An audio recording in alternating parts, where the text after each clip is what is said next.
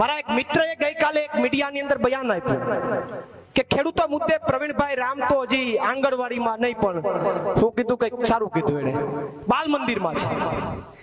ખેડૂતોના મુદ્દામાં પ્રવીણભાઈ રામ હજી બાલ મંદિરમાં છે.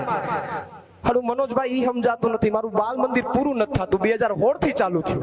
રાજકારણમાં કોઈ લાંબા સમય સુધી દોસ્તાર પણ નથી રહેતું અને દુશ્મન પણ નથી રહેતું. તમને ખબર હોય તો થોડાક દિવસ પહેલા આ રાજુ કરપડા અને પ્રવીણ રામ જેલમાંથી છૂટ્યા અને જેલમાંથી હતા. જેલની અંદર એની પહેલા પણ તમે જોયું હશે કે એમની ભાઈબંધી જે હતી ને એ બહુ જ વખાણ કરતી હતી, પરંતુ અત્યારે એકબીજા ઉપર બંને આક્ષેપો નાખે છે. રાજુ કરપડાએ કહ્યું કે પ્રવીણ રામ ભલે ખેડૂતના નેતા હોય, પરંતુ તે હજી બાલ મંદિરમાં છે, અને તેનો વળતો જવાબ આપતા પ્રવીણ રામે શું કહ્યું આવો જાણીએ.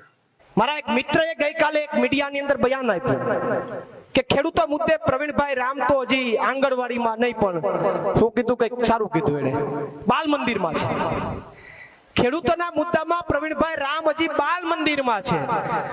હારું મનોજભાઈ ઈ સમજાતું નથી, મારું બાલ મંદિર પૂરું નથી થતું, 2016 થી ચાલુ થયું. 2016 માટે ખેડૂતોના ઇકોઝોન માટે હું લડ્યો છે, આ કે ના? તમારું ઇકોઝોન અત્યાર સુધી અટકીને પડ્યું હોય તો કોના કારણે અટકીને પડ્યું છે? કોના કારણે અટકીને પડ્યું છે? 2016 થી ખેડૂતો માટે, ગુજરાતના ખેડૂતો માટે લડું છું સાહેબ. 14 દિવસ સુધી આ પ્રવીણ રામે શરીરમાં અન્નનો દાણો નથી લીધો આ ગીરના ખેડૂતો માટે. અને મારો એક મિત્ર એમ કે છે કે પ્રવીણભાઈ તો હજી બાલ મંદિરમાં છે, પણ મારે એને કેવું છે કે મારે બાલ મંદિરમાં જ રહેવું છે, મારે કોલેજમાં નથી જવું ભાઈ, મારે નથી ડિગ્રી લેવી.